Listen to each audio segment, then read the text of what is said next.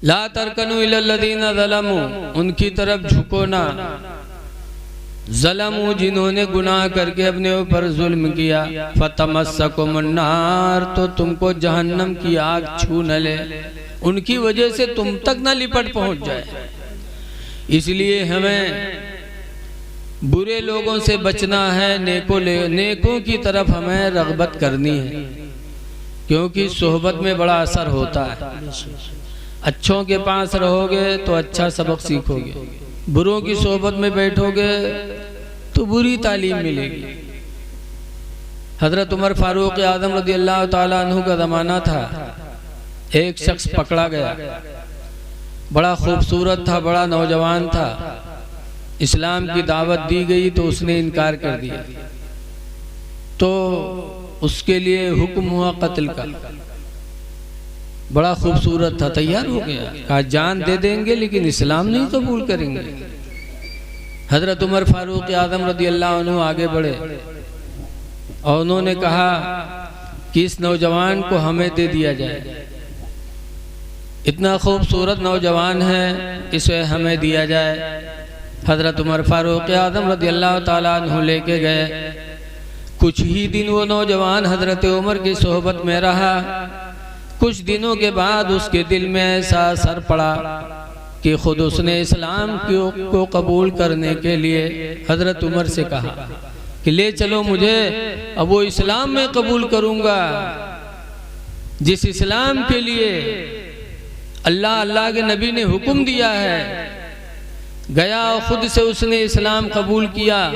पता चला एक सहाबी की सोहबत मिल गई, तो जो चीज़ उसको अच्छी नहीं लगती थी, सोहबत की वजह से वो चीज़ उसके दिलों में घर पैदा कर। सुभान अल्लाह। इसलिए सोहबत बुजुर्गों की मिलनी चाहिए। तो है लोगों, अल्लाह ने हमको आपको सबसे बड़ी नेमत तो ये दी है कि अल्लाह ने हमको आपको उम्मत मोहम्मदिया में पैदा फरमाया। सुभान अल्लाह। इस उम्मत में पैदा होने के लिए हज़रत मूसा अलैहिस्सलाम ने भी दुआ मांगी थी।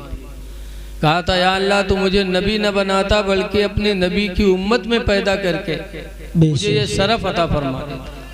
ईसा अलैहिस्सलाम भी दुआ मांगा करते थे, अल्लाह मुझे तो उम्मत मोहम्मदिया में पैदा कर देता। लेकिन आज हम उम्मत मोहम्मदिया में पैदा हो गए और हमको ज़र्रा बराबर इसका एहसास नहीं है। इसलिए अल्लाह का वादा है, लइन शकरतुम लाज़ीदन्नकुम, अगर तुम शुक्र अदा करोगे तो हम तुम्हें ज़्यादा से ज़्यादा देंगे। तो शुक्र अदा करो कि अल्लाह ने उम्मत मोहम्मदिया में पैदा फरमाया और अल्लाह ने हमको आपको मुसलमान बनाया। एक बुजुर्ग थे तो रोजाना 3 सजदा करते थे। नमाज अभी समझो कि 3 नमाज पढ़ते रहे का ना, नमाज पंजगाना पढ़ते थे, 3 सजदा वो रोजाना अलग से करते थे शुक्र का।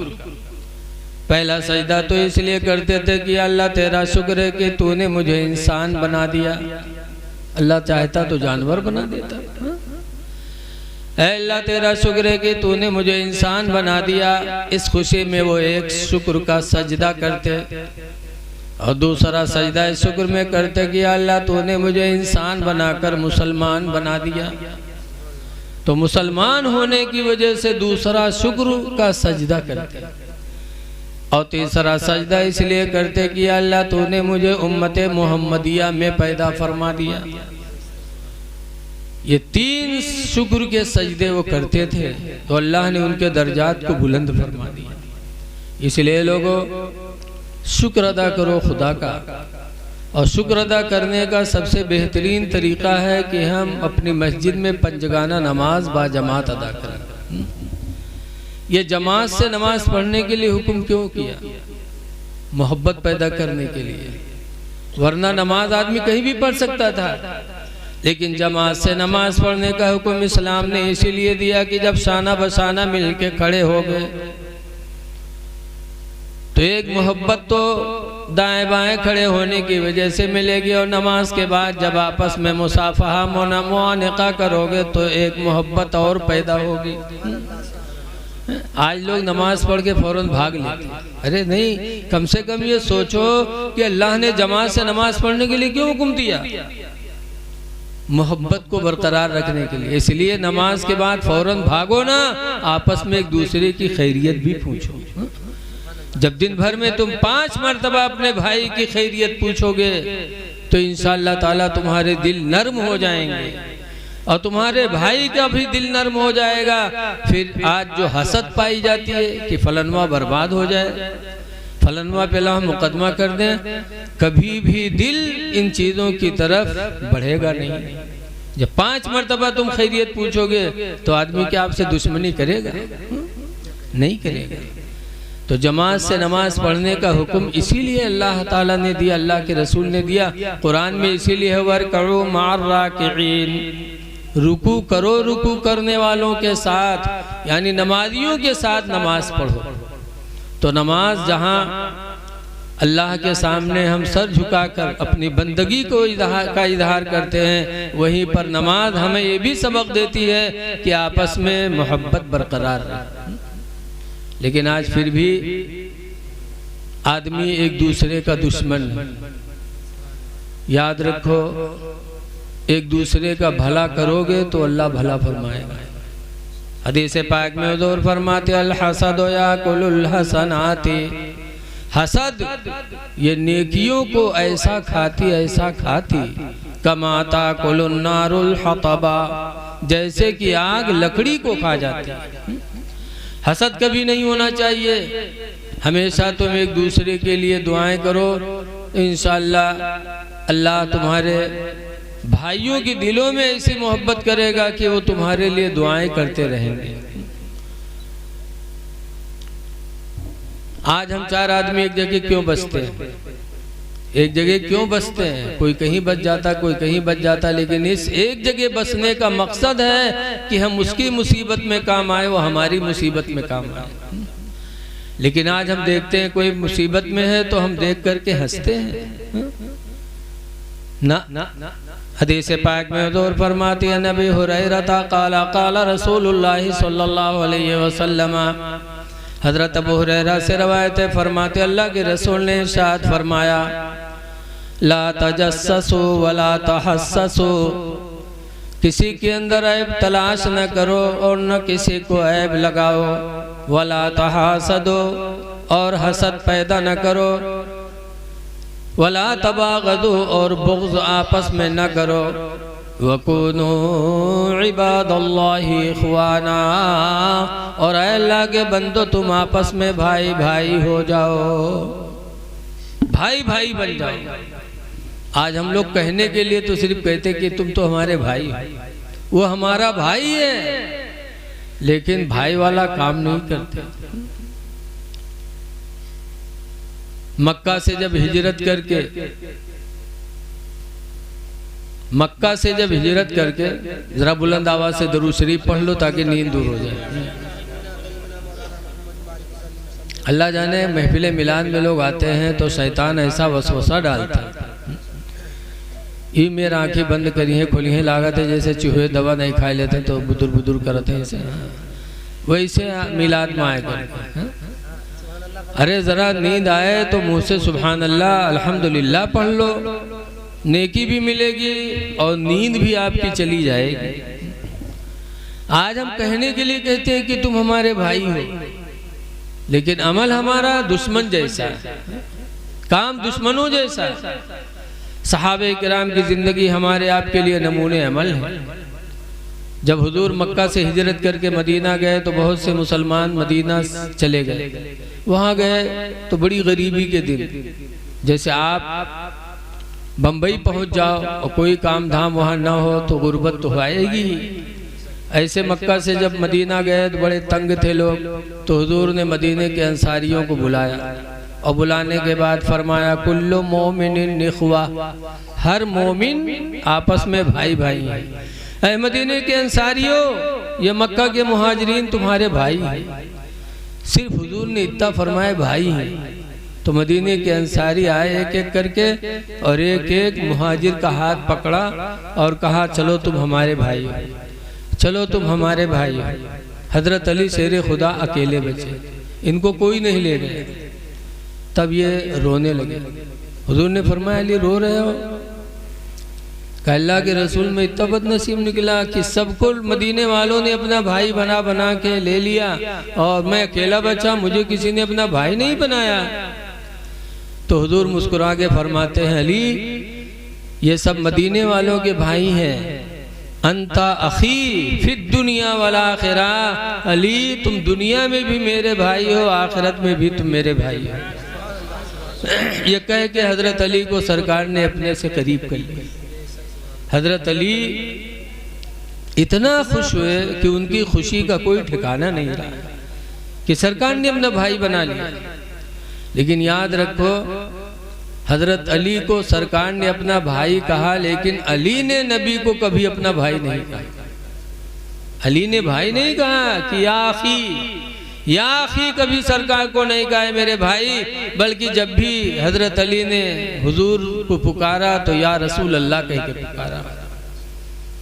फिदा का अभी वो उम्मी या रसूल अल्लाह, मेरे माँ और मेरे बाप सब आप पर कुर्बान हुए अल्लाह के रसूल। बहरहाल मदीने वाले एक एक को लेके गए तो उसी में एक मुहाजिर मक्का के थे जिनका नाम अब्दुल रहमान था। उनको एक मदीने के अंसारी घर लेके गए और कहा हुजूर ने तुमको मेरा भाई कहा और मदीने में तुम्हारे पास कुछ भी नहीं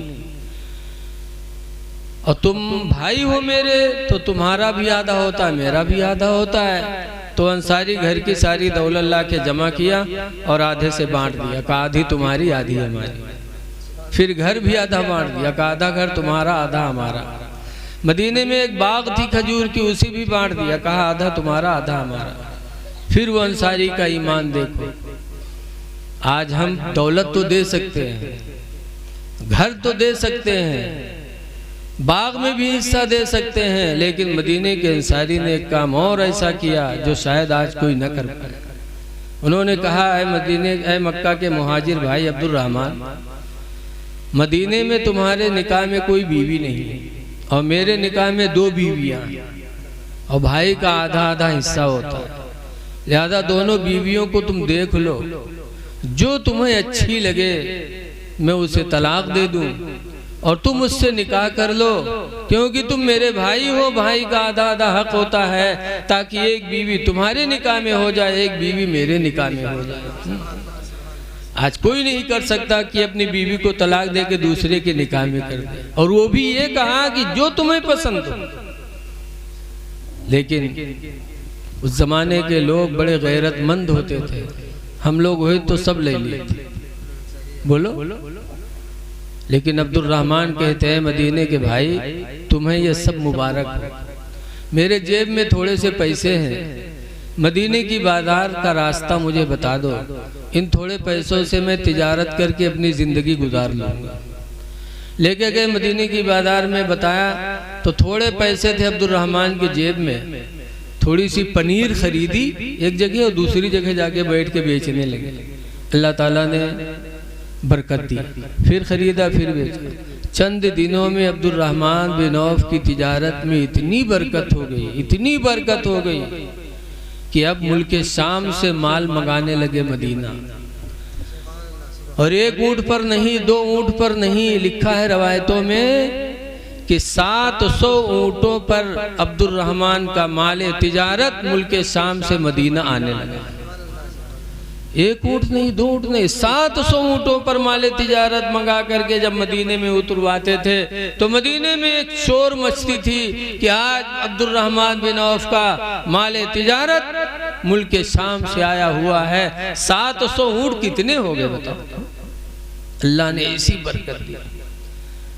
कहने का मकसद ये है कि उस जमाने में भाई मानते थे तो भाई वाला काम भी करते थे, और आज हम सिर्फ कहने के लिए भाई, सगे भाई तो भाई के होते नहीं, हक मारने की कोशिश करते हैं। इसलिए लोगों आपस में मिलजुल के रहो, एक दूसरे की मदद करो। इन तंसुरुल्लाह यंसुरुकुम, अल्लाह का वादा है। इन तंसुरुल्लाह, अगर तुम अल्लाह की मदद करोगे, मतलब यह है अल्लाह तो बेनियाज है, वो तो किसी का मोहताज नहीं है। तो फरमाने का मतलब क्या है, इन तंसुरुल्लाह, अगर अल्लाह की मदद करोगे, यानी अगर तुम अल्लाह के बंदों की मदद करोगे, यंसुरुकुमुल्लाह, तो अल्लाह तुम्हारी मदद फरमाएगा। इसलिए ये दौर बड़ा नाजुक है।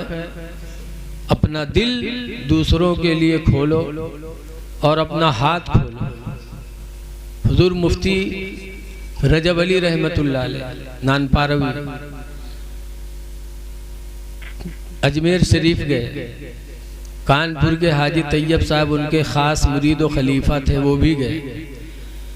जब अजमेर पहुँचे तो मुफ्ती नानपारा ने अपने मुरीद हाजी तैयब से कहा कि तैयब, गरीब नवाज के दरबार में आए हो, हाथ बंद मत रखना, हाथ खोले रखना, और जितना खोलोगे उतना ही अल्लाह की रहमत तुम्हारे लिए खुलती रहेगी।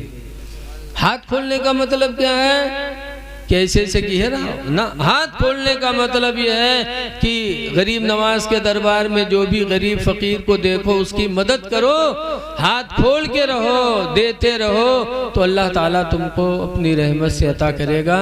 हाजी तैयब का आज भी बयान है कि मुफ्ती नानपारा की बातों पे मैंने अमल किया तो मेरे पास पहले कुछ भी नहीं था, लेकिन आज अल्लाह ने मुझे बहुत